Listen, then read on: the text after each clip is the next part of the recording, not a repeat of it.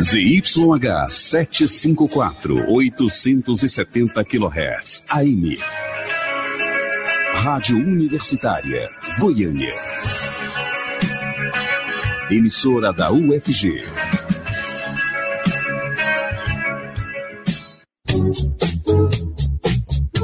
Começa agora o Jornal das 6. Independência e credibilidade desde 1980.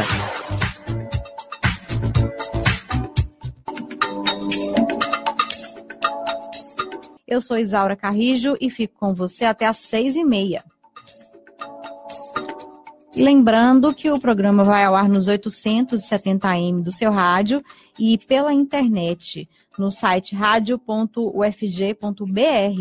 Você ainda pode acompanhar nossa programação pelo aplicativo Minha UFG. Ações para que o texto da reforma trabalhista fosse aprovado com rapidez no Senado. Medidas provisórias têm força de lei ao serem editadas pelo governo, mas deixam de vigorar se não forem votadas pelo Congresso dentro do prazo de validade. Como o Congresso não votou, as alterações que a MP introduziu na reforma trabalhista não terão mais efeito. Entre as regras que deixam de valer estão pontos relacionados ao trabalho intermitente, de gestantes e lactantes em locais insalubres, de autônomos, além de regras para a jornada de 12 horas de trabalho seguidas de 36 horas de descanso. O advogado Leopoldo Siqueira, vice-presidente da Comissão de Direito de Trabalho da OAB, Ordem dos Advogados do Brasil, Seção Goiás, explica pra gente quais são as principais alterações que serão perdidas com a queda da medida provisória. A medida provisória 208, ela veio para regulamentar tanto a CLT quanto a Lei 3.467, que é a lei da reforma trabalhista, né? E ela veio lapidar vários assuntos, vários temas da reforma, como questão de dano moral, 1236, gestante, algumas questões da gorjeta, autônomo, trabalho intermitente. E o interessante é que ela foi publicada no dia 14 de novembro e com vigor imediato. E as medidas provisórias, elas têm o prazo de 60 dias, podendo ser prorrogadas por mais 60, totalizando 120 dias. E hoje, no dia 23 de abril, encerra esse prazo. Acontece que por uma falta de conversa, uma falta de acordo no Poder Legislativo, não criou-se, eles não estudaram, não decidiram acerca da manutenção ou anulação da medida provisória. E aí, de certa forma, ela caduca hoje. E todas as alterações que ela realizou, tanto na lei, na CLT propriamente dita, quanto na lei 13.467, e não terão validade a partir de amanhã. A queda da MP não impede que algumas regras da nova lei trabalhista se apliquem aos contratos vigentes, desde que direitos adquiridos sejam respeitados. Uma das preocupações dos trabalhadores é com contratos firmados durante a validade da medida provisória. O advogado Leopoldo Siqueira explica como vão ficar esses contratos. Eles terão validade apenas no período em que a MP esteve em vigor. Eu acredito que ela caducando agora, por exemplo, uma questão relacionada à jornada de 12 por 36. Se no período da reforma realizou-se uma transação, um acordo coletivo permitindo 12 por 36, a jornada de 12 por 36 vai ser válida normalmente. Agora, a ANP, ela proibia que a jornada de 12 por 36 ela fosse regulamentada através de acordo individual, empresa-empregado. Então, a partir de agora, a partir de amanhã, eu, empresa, poderei individualmente ajustar uma jornada de trabalho nas configurações da chamada 12 por 36, que terá validade. De acordo com o vice-presidente da Comissão de Direitos do Trabalho da OAB Goiás, Leopoldo Siqueira, a insegurança jurídica é uma preocupação para as empresas e também para os empregados. Toda a sociedade ela sai perdendo com essa situação, porque a gente vive uma insegurança jurídica extrema. as empresas, os empregados, a sociedade, os advogados, os juízes, todos se prepararam para interpretar as relações de trabalho já nos termos da medida provisória, porque a Lei 13.467 entrou em vigor no dia 11 de novembro e já no dia 14 nós já tivemos uma alteração bem significativa. E, nesse caso, com certeza tem a pontos em que o empregado poderá ser prejudicado e também o empregador.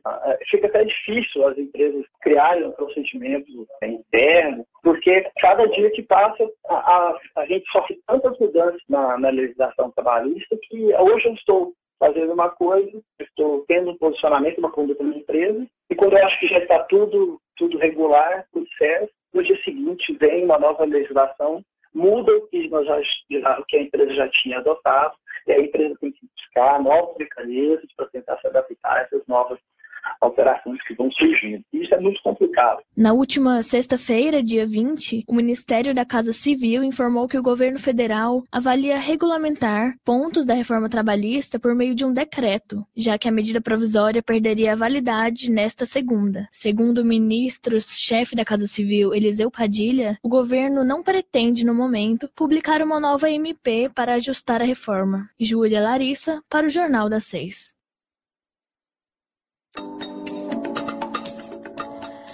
E o governo federal diz que terá que adiar reajuste de servidores para fechar as contas em 2019. Com isso, cerca de 370 mil funcionários de 23 categorias, como professores universitários, militares, auditores da Receita e peritos do INSS, ficariam com salários congelados. Sobre esse assunto, nós vamos conversar agora por telefone com um dos coordenadores do Sinti-IFES Goiás, que é o sindicato que representa os servidores da UFG, do IFG e do IF Goiano, o Fernando Mota. O Fernando está conosco ao vivo por telefone. Boa noite, Fernando, tudo bem? Boa noite, Dalva. Boa noite, ouvintes da Rádio. Então, Fernando, de qualquer forma, né, os servidores das universidades federais não receberiam esse reajuste de 2019, né? Isso, nós não estamos nesse acordo do governo de 2015 com algumas categorias que previa um reajuste, uma recomposição salarial em 4 anos. Nosso acordo foi de apenas 2 anos e se encerrou em 2017. Então, os servidores das universidades não estavam contemplados, né, com esse aumento, porque não havia negociado o reajuste com o mesmo escalonamento, né? A categoria tem sentado à mesa com o governo para negociar um aumento ou não tem negociação nenhuma em vista? A categoria tem tomado várias iniciativas de tentativas de conseguir abrir negociação com o governo federal, mas desde que o governo assumiu, ele não tem recebido a nossa categoria para tratar de assuntos de reajuste. E nós estamos vendo agora que essa medida que o governo toma, nada mais, nada menos do que o efeito da emenda constitucional 95, que é aquela PEC dos gastos, que o governo aprovou no ano passado, e agora a gente vê os reflexos dela já se prolongando ao longo dos anos. Fernando, o governo quer adiar, né, o reajuste de 6,31%, porque a inflação oficial do país ficou abaixo disso, né, no patamar dos 3%. Esse aumento havia sido negociado em 2016 e o governo não previa que o reajuste traria ganho real para os servidores, né, mas apenas uma reposição inflacional. A balança parece que sempre pesa contra o funcionalismo, né? O governo, ele, na hora de negociar com as categorias, ele não faz uma projeção futura dessa forma, né? As categorias sempre apresentam, colocam na mesa uma perda salarial de anos anteriores e com alguma previsão futura, e o governo mal consegue cobrir as perdas dos anos anteriores.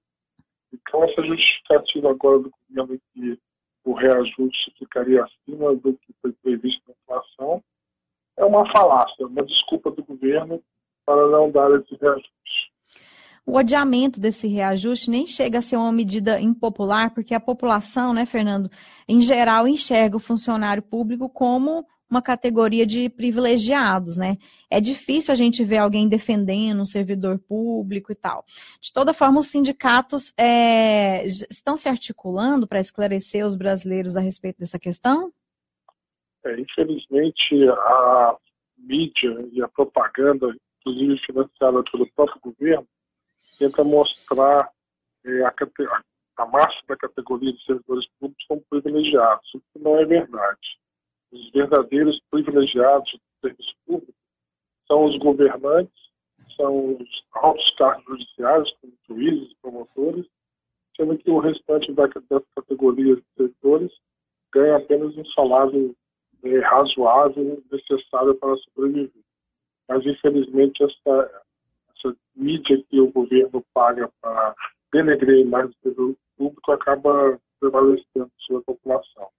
Nós tentamos o tempo todo divulgar e esclarecer a população sobre esses feitos aí do governo, sobre a propaganda negativa que o governo faz, e também tentamos orientar os benefícios que o serviço público traz à população, como educação, saúde, principalmente aqueles que ganham menos da população, são os principais usuários da saúde pública e da educação. Você tocou na questão do salário, né? E o ministro do Planejamento, o Esteves Colnago, disse no último sábado que o governo pode retomar um projeto que limita em R$5.000 o salário inicial dos servidores do Executivo. E esse assunto repercutiu negativamente no ano passado, e o governo acabou adiando, né, para esse ano essa decisão. De toda forma, essa diminuição aí no salário inicial não atinge os servidores das universidades, que também têm salário inicial bem abaixo disso, né? Se não me engano, era 5.000 e qualquer coisa, né, Fernando? Isso. Os servidores técnicos ativos das universidades, dos institutos federais, em todas as categorias, em todos os cargos, têm um salário inicial abaixo desse valor. Esse valor aí que o governo anuncia seriam para aqueles cargos que são tipos de Estado, como polícia e outros cargos de procuradoria, etc., que ganham salários acima desses valores. Então tá certo, nós conversamos com o Fernando Mota, ele é um dos coordenadores do Sintifes Goiás, sindicato que representa os servidores da UFG, IFG e do IF goiano também. Fernando, obrigado por falar com a gente aqui no Jornal das 6 e boa noite para você. Boa noite. Agora são 6h13. Jornal das 6, nas ondas da Rádio Universitária desde 1980. Sintonize. Para você começar bem o dia. Alvorecer, o melhor da música instrumental na Universitária. De segunda a sábado, sempre às 6 da manhã. Mais um programa com a marca de qualidade da Rádio Universitária.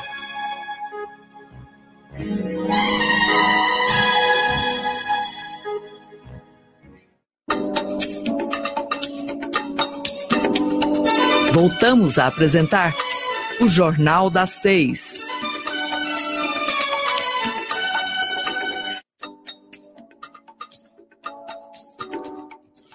Nessa terça-feira é comemorado o Dia Mundial do Jovem Trabalhador. A data foi criada pela Organização Internacional do Trabalho, a OIT, com o objetivo de despertar o olhar da sociedade para a importância da inserção do jovem no mercado de trabalho. Dessa forma, as unidades e polos de atendimento avançado do Centro de Integração Empresa-Escola, o CIEE, estarão, aliás, mobilizadas nessa semana para celebrar essa data. E para falar mais sobre esse assunto, nós vamos conversar agora por telefone com a Luciete Araújo, ela é instrutora de aprendizagem do CIEE. Boa noite, Luciete. Boa noite, tudo bem? Tudo bom. Então, Luciete, vamos aproveitar, né, a oportunidade para esclarecer aí para o nosso ouvinte, muitos estudantes universitários, onde é que vai acontecer esse evento promovido pelo CIEE? Esse evento, em comemoração ao Dia do Jovem Trabalhador, ele já iniciou no dia 19 de abril, ele está acontecendo na Câmara Municipal de Goiânia. Ele vai ter um encerramento no dia 25, e aí conta com a presença dos contemplados, né, no programa de socioaprendizagem do CIEE. E que temas estão sendo abordados aí durante esse evento? Olha, nós abordamos o tema voluntariado, carreira pública, empreendedorismo, vários assuntos que compõem o desenvolvimento pessoal e profissional desse aprendiz, né, desse jovem. Nós fizemos também, dessa vez, nessa edição, bem voltado para o voluntariado, onde os aprendizes eles arrecadaram aproximadamente 9 toneladas de alimentos, que serão distribuídas em várias instituições carentes, né, que necessitam desses alimentos. E, Luciete, qual que é o requisito? Sim, pode falar. Não, sim, eu já terminei. Pode perguntar. Qual que é o requisito para ser um aprendiz? Esse contrato aí que se faz com um aprendiz é diferente do que se faz com um empregado convencional? Sim. O aprendiz, ele pode se candidatar, se inscrever num programa de sócio-aprendizagem a partir de 14 anos. Ele tem que estar estudando, é um requisito básico, tem que estar na escola, matriculado, cursando mesmo, né? E ele pode ter contrato ele pode ser aprendiz até os 24 anos. Então, o requisito básico é que ele já tenha os seus documentos, carteira de trabalho, e que ele esteja matriculado e cursando mesmo, efetivamente. E aí, no caso, ele tem carteira assinada e tudo mais? Sim, tem carteira assinada, são firmados os contratos, que pode acontecer contrato de até 24 meses, ele tem todos os direitos garantidos, né, só que dentro da lei da aprendizagem. Certo. Tem alguns critérios, algumas questões que são um pouco diferenciadas por serem menores de idade. Sim. Mas ele tem toda a segurança da carteira assinada, sim. Ele não pode trabalhar de noite, por exemplo, né? Não, menor de idade não pode trabalhar à noite. Tem as suas especificações, né? Dependendo da idade desse aprendiz, tem as especificações. E o tipo de trabalho que ele pode desenvolver dentro da empresa. Ele não pode ter algumas questões de um funcionário seletivo, por exemplo. Sim. Luciete, agora qual que é a importância, né, de inserir um jovem nessa faixa etária de 14, 15, 16 anos no mercado de trabalho? O que ele ganha? Que tipo de ganho ele tem com isso aí para o futuro? Olha, esse programa de sócio-aprendizagem, ele visa ajudar esses jovens que estão em situação de vulnerabilidade. Então, quando um jovem entra, consegue essa oportunidade de entrar no mercado de trabalho, no mundo do trabalho, ele tem aí um acompanhamento, um crescimento integral, não somente profissionalizante, mas esse programa de sócio-aprendizagem vai trabalhar na vida desse jovem, desde o planejamento financeiro, da vida familiar, também como ele pode construir uma carreira profissional de sucesso. Então, ela tira esse jovem da situação de vulnerabilidade e dá uma oportunidade de se colocar na vida, ser bem-sucedido, conseguir conquistar os seus sonhos e realizar muitos projetos. Então, é um programa excelente de construção profissional e integral do sujeito, do cidadão. E quem se encaixa nesses requisitos aí que você falou, tem interesse, né, em trabalhar, está nessa faixa etária, deve fazer o quê? Olha, esse jovem, ele precisa se inscrever nesse programa, então é só ele entrar no site www.ciee.org.br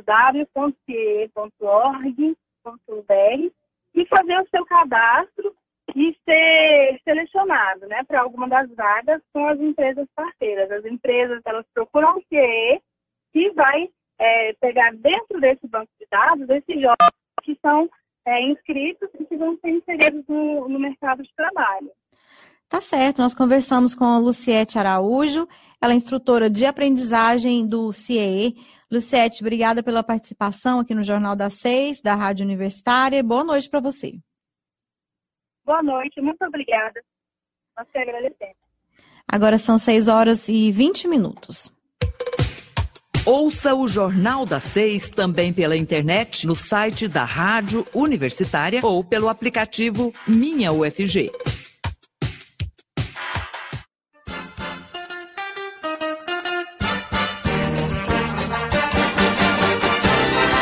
o melhor da música popular do Brasil. Brasileiríssimas, os grandes compositores, intérpretes e grupos que criam a identidade da música brasileira. Ritmos, canções e vozes que marcam a vida do Brasil. De segunda a sexta-feira, 8 da manhã. Universitária. Compromisso com a cultura brasileira. Intercampus, Educação e Ciência nas ondas da Rádio Universitária. De segunda a sexta, às 11h30 da manhã, com reprise às 5h30 da tarde. Não perca!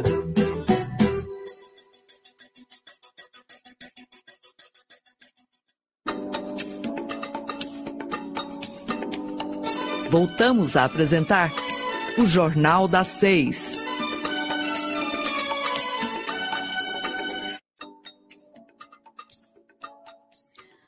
Os hospitais da rede pública de Goiás começam hoje a atender os pacientes para consultas, exames e cirurgias em um terceiro turno, à noite e também aos sábados. A ideia é atender cerca de 140 mil pacientes em 8 meses, o que deve colocar a agenda de cirurgias eletivas em dia. O repórter estagiário Lucas Polinário tem os detalhes.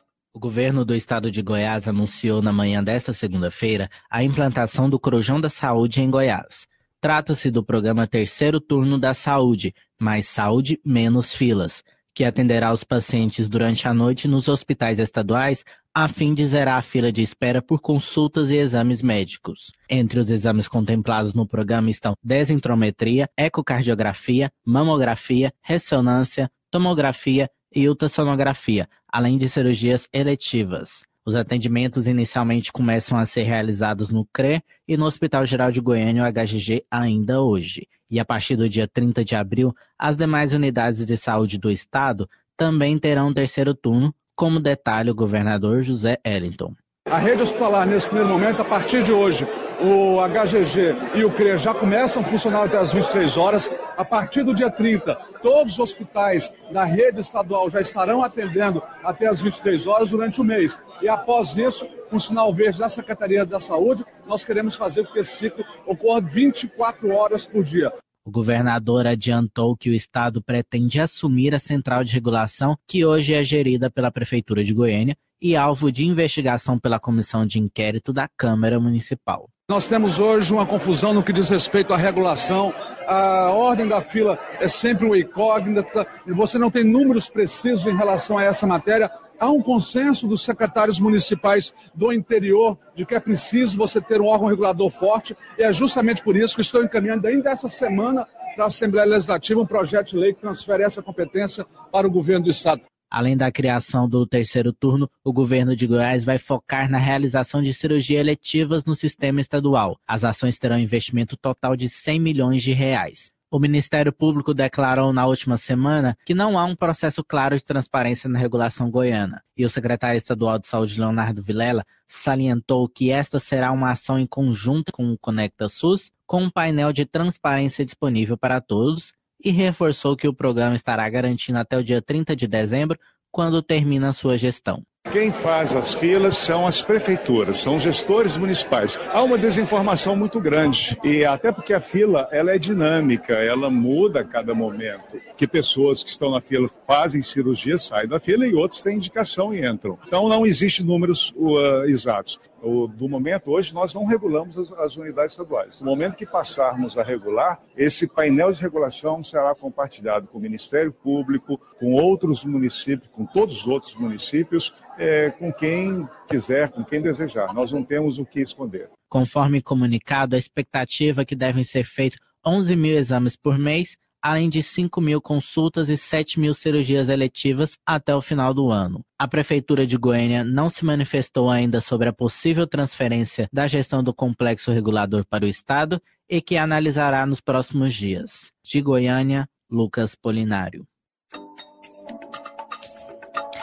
No dia em que começa a vacinação nacional contra H1N1, as unidades de saúde de Goiânia e todo o estado dão início à imunização do segundo grupo prioritário.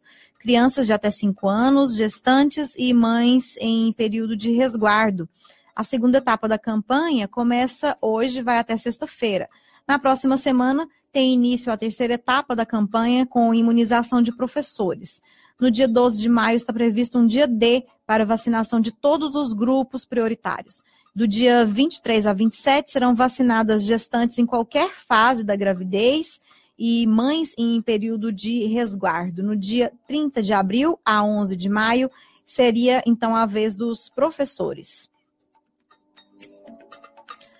Pacientes com câncer podem ter isenção de IPTU em Goiânia. O projeto é do vereador Anselmo Pereira, do PSDB, e já teve um parecer favorável na Comissão de Justiça da Casa. Mais detalhes com a repórter estagiária Júlia Larissa. Um projeto de lei em tramitação na Câmara dos Vereadores de Goiânia pode isentar pacientes com câncer do pagamento do IPTU, o Imposto Predial e Territorial Urbano. O projeto de lei complementar foi apresentado no último dia 12 de abril pelo vereador Anselmo Pereira, do PSDB, e pode ser votado em plenário nesta semana. Segundo o vereador, trata-se de um projeto social onde a Prefeitura de Goiânia dá a sua contribuição para o portador de câncer que está em tratamento ativo, comprovado por documentação. Anselmo Pereira explicou ao Jornal das 6 como vai funcionar essa isenção do imposto para pacientes com câncer. É um projeto social onde a Prefeitura de Goiânia dá sua contribuição para o município que está em tratamento de câncer ativo, ou seja, aquele que realmente é comprovado clinicamente de que o seu câncer é o câncer maligno. O que nós vamos fazer? A Prefeitura vai perdoar anualmente o seu IPTU da residência da qual ele está morando ou da residência da qual ele está se tratando e que também é dele ou alguém da sua família, comprovadamente. O vereador Anselmo Pereira explicou ao Jornal das 6 que a isenção, em princípio, não é uma renúncia fiscal e será por apenas 1 ano. Para continuar com o perdão do IPTU, o paciente vai precisar provar que ainda não venceu o câncer. Isso não é uma renúncia de receita, porque é apenas em 1 ano, renovável pelos próximos anos, desde que a pessoa comprove de que o tratamento do câncer maligno ainda não deu conta de ser debelado. A primeira coisa são os laudos médicos, isso é fundamental, e também ele vai sofrer uma espécie de uma triagem pelo Departamento Social da Prefeitura de Goiânia para dizer se realmente ele necessita ou não. Porque senão você vai deixar brecha na lei para que uma pessoa rica possa também se habilitar. O projeto de lei que isenta o paciente com câncer do pagamento do IPTU em Goiânia já passou pela Comissão de Justiça da Câmara e pela Procuradoria do município. O texto recebeu parecer favorável e será votado na Comissão de Justiça nesta quarta-feira. A expectativa é que o projeto seja apreciado em plenário já nesta quinta-feira em primeira votação. O prefeito Iris Rezende não se manifestou sobre o projeto. Ainda não se sabe se ele sancionará a lei caso seja aprovada pelos vereadores. Júlia Larissa, para o Jornal das 6. A Câmara Municipal de Goiânia e a Universidade Federal de Goiás formalizaram na última sexta-feira um contrato para a realização do concurso público da casa. Serão 75 vagas para cargos efetivos de nível médio, técnico e superior. A contratação da UFG atende ao aditivo de um termo de ajustamento de conduta, um TAC, assinado pelo presidente André Azeredo no último dia 22 de março. O termo foi firmado inicialmente em 2016 entre a Câmara e o Ministério Público do Estado de Goiás para a realização desse novo certame. O passo seguinte é a publicação do edital, que deve ser feita até o dia 1º de julho. E com essa informação a gente encerra o Jornal das 6 de hoje, segunda-feira, 23 de abril de 2018, a produção do Departamento de Jornalismo da Rádio Universitária, com apoio de estagiários da UFG, da PUC Goiás e da FASAN. Agradecemos também os trabalhos técnicos de Sandro Alves e Clóvis Henrique. A todos, boa noite, obrigada pela audiência e até amanhã. O Jornal das 6 fica por aqui. Nós temos um encontro marcado de segunda a sexta, a partir das 6 horas da noite. Muito obrigada pela audiência.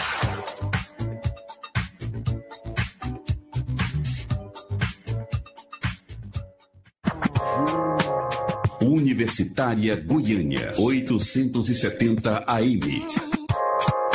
Música, informação e diversidade cultural.